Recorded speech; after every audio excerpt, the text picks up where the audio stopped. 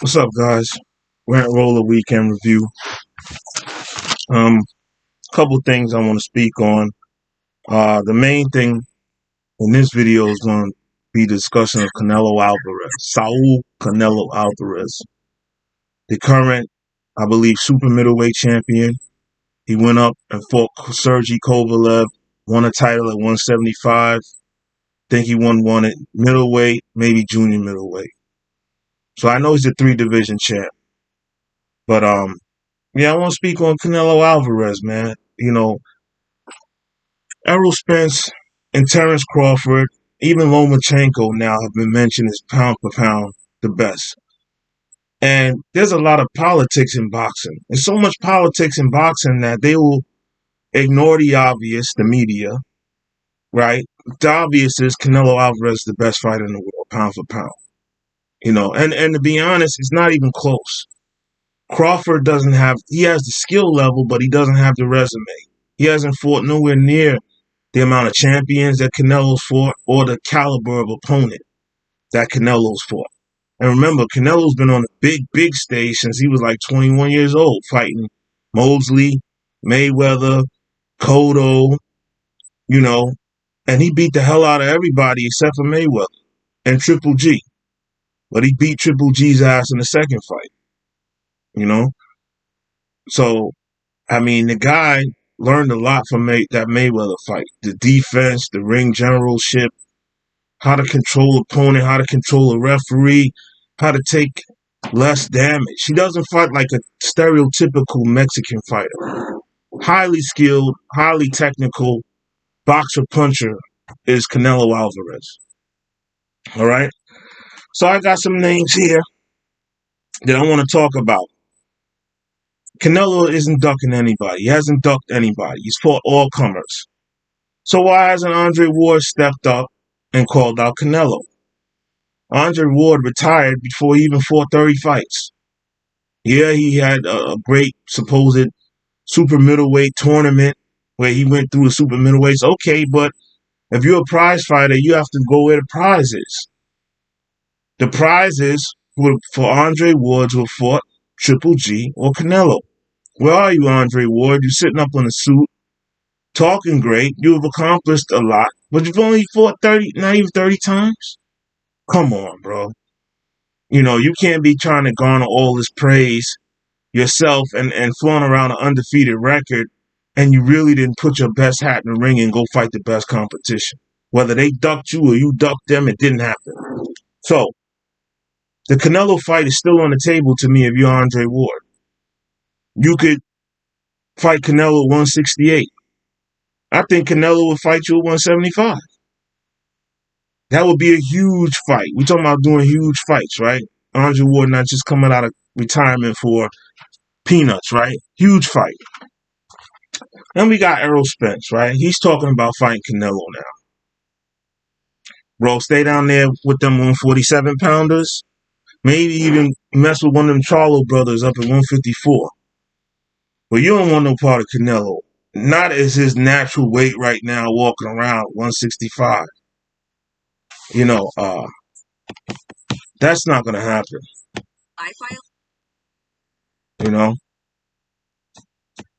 That's not going to happen. You're not going to beat Canelo right now, nowhere near 160. Stay down. How you going to skip over 154 and 160 and think you're going to fight Canelo at 168? Errol Spence, that doesn't make sense. You still calling out a 40-year-old Pacquiao. Why are all you guys in your prime calling out Pacquiao? Pacquiao should be fighting exhibitions like Mayweather right now and Tyson.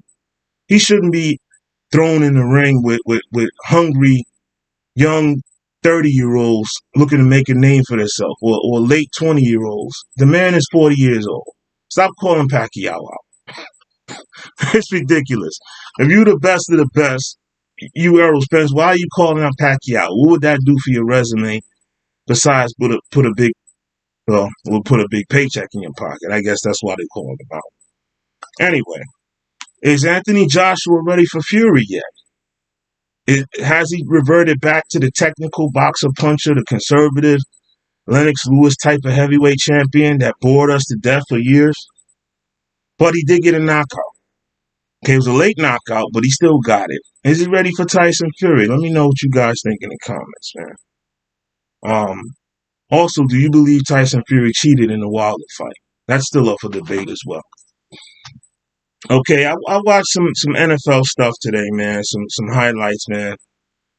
And a couple things stuck out to me. Aaron Rodgers has still got it.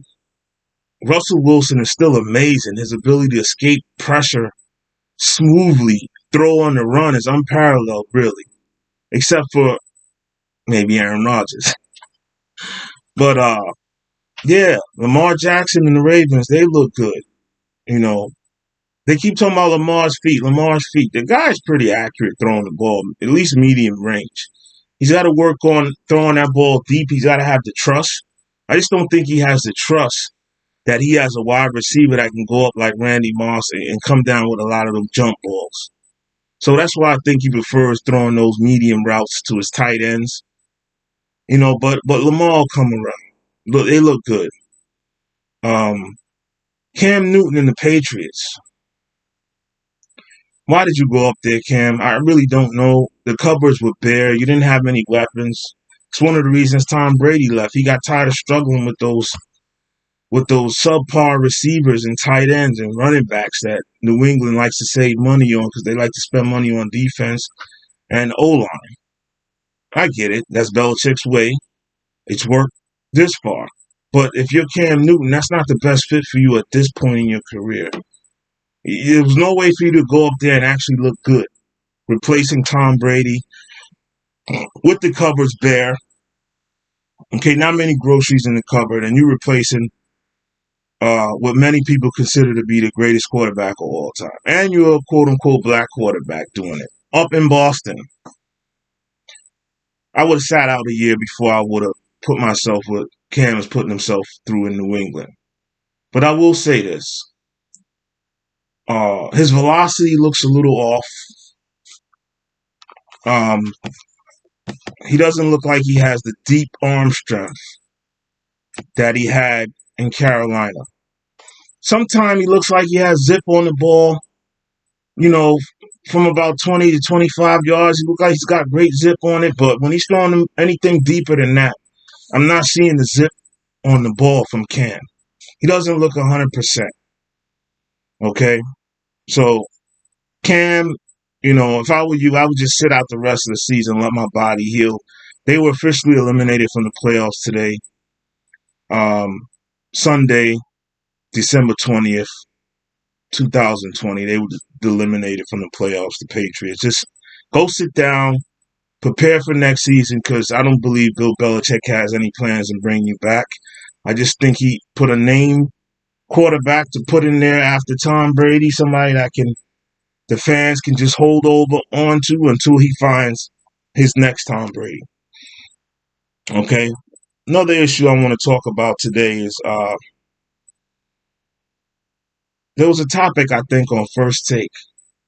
Who's the best point guard in the NBA? And, of course, the talk was LeBron and Steph because Steph, to me, has been the reigning best point guard in the NBA. Okay? And how do I look at this and how do I judge that? Let's look at the championship teams the last 6-7 years. Right? Let's look at the teams that just went to the finals. Not even the guys that necessarily won. Okay. You have Kyrie Irving, Cleveland. You have Steph Curry with Golden State. You got LeBron James playing point guard with the Lakers, winning the championship. You have Kyle Lowry getting to the finals and winning, mainly due to Golden State's many injuries, starting with Kevin Durant and Klay Thompson. But they won, no asterisk. Kyle Lowry stepped up and played the best playoff basketball of his life. So you throw Kyle Lowry's name in the hat. You throw Chris Paul in the name's hat just because he's Chris Paul. Never made it to a finals. Had a string of bad luck with injuries between him and Blake Griffin with those Clippers. Still, he's in the hat, man. He's still playing close to his prime. He's playing at about 85% of his prime right now. Still at age 34, 35.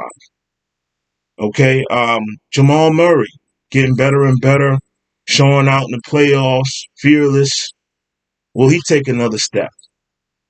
John Morant, oh boy, clearly the rookie of the year last year, and he might even supersede that year he had last year and do even better this year. That guy, man, he's aggressive and hungry, man. John Morant. I told my boy, I argued with him over and over. I would have took him over Zion. I just believe injury-wise, he's going to hold up better. His lighter body, he weighs about 190 pounds, 195 pounds, is going to hold up better over the course of an NBA career than, to me, which is the offensive lineman, Zion Williams, playing basketball. He's 6'7", 6'6". They claim he's 280. He's closer to 300 than he is 280. He's an offensive lineman or a defensive tackle running up and down an NBA court. How long is that going to last? He's great. Talent, soft hands, great basketball instincts. He's not going to be able to play a lick of D. He's not going to be able to move laterally with that big body over the course of 82 games to even sniffle all defensive team. He's going to block some shots spectacularly. He can get up off the floor, but he's not going to be a big impact on defense. And let's see if his health holds up so that he can be an offensive force a la Charles Barkley or even Larry Johnson, a.k.a. Grandmama. Okay. Yeah, and I just want to wrap that up. Just over the weekend, man, it was a couple of MMA fights. You guys can throw that in the comments and we can talk about it. But yeah, man, I want these guys and me to stop disrespecting Canelo Alvarez. Okay, if Canelo Alvarez was a black fighter, he would probably be praised way more than he is now. He has and not to be racist, he has a black fighter skill set. If you look at him, the way he's moving around, the way he's, slipping shots and countering and moving and using all kind of angles and shoulder and head movement, he looks like he studied a lot of James Toney and a lot of Mayweather, man. And he's making guys miss standing right in front of them. That's how you know his skill level's off the charts. He's not running around the ring or doing a whole lot of movement. He's right in front of guys with he fought a guy this weekend that was 6'3". He's 5'8", 5'9".